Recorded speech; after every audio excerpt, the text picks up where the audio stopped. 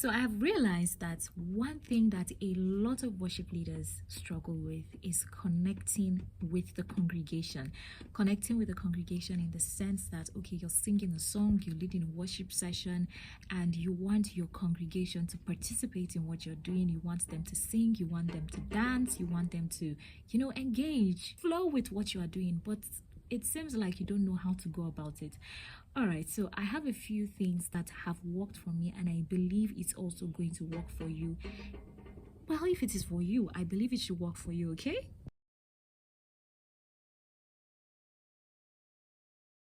So welcome back to my YouTube channel. My name is Dorothy Beninga. So quickly I'll go into it.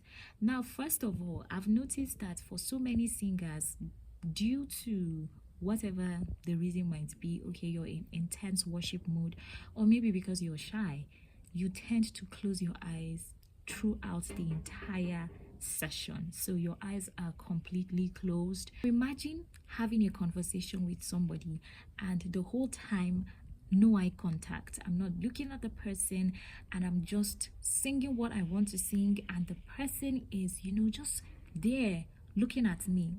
For example, in my own church, the way it is that, okay, you're facing the congregation and the congregation, they're actually looking at you. One thing that a lot of people would do is that for some people, they might just come and naturally just flow and connect. But when your eyes are constantly closed throughout the entire session, you do not connect with them. There's just no eye contact between you and the congregation.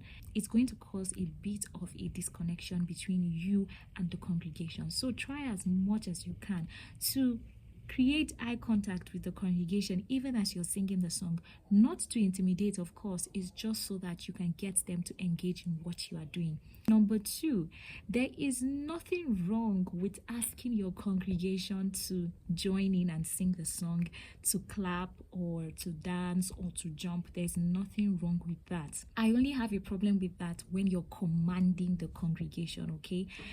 Usually what I used to do was, before a worship session starts, before I start, I would tell people to stand. But then I realized that I didn't really need to do that, right? At some point they will stand, right? At some point they will join in. But then there are also points in time whereby you have to tell them to sing. Remember that as a worship leader, your primary responsibility and your role as a worship leader is to help lead the congregation to worship God. It is not just about you. So as much as you can, encourage people to clap. Tell them, okay, at this point, can we put our hands together? Come on, clap. I like to do that a lot, okay? Especially when I'm leading like faster songs, okay? Encourage your congregation to clap, encourage your congregation to dance, encourage your congregation to also sing the song. But note that if you are introducing a new song that your congregation doesn't know, most of them will not sing the song. So if you're introducing a new song, make sure that you pause to teach them the song, okay, before you start the song. And then eventually you can tell them to sing the song. I shared this one time on one of my videos, okay? Sometimes I would say, okay, let's just have the drummer giving us the beats. Let me hear the congregation sing. And there's that beauty that it brings when you hear the congregation, joining in and singing, okay? Even them, there's a way that I think it motivates them, to join. Let your congregation, feel like you're interested in them joining in and participating in what is going on, right? Because that is the main responsibility. It's not just about you, okay? These people are here to be led by you so that together you can worship God. And the last but not the least, like I said, these are just a few things that have worked for me. Please, as a worship leader, lead by example. Okay, you don't expect that you are standing in front of people singing very heavy praise songs and you're standing and looking at them and you expect that your congregation is going to dance when you're not dancing. Like, did it balance in your eye? Okay. Okay, you're expecting, the congregation are going to lift holy hands and worship while you're just there with the mic looking amazed, like you don't even know what you're singing, like you're lost, like you're not even connected with the song that you're singing. Please and please, it's very vital that you lead by example. I posted a video a few days back during one of our rehearsals and people were dancing and all, and somebody said, so why don't you guys dance like this during Sunday service? Why is it only during your rehearsals?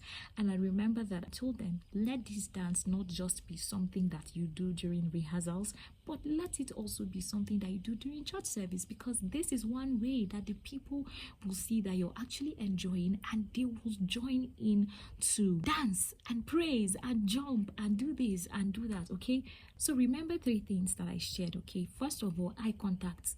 Eye contact.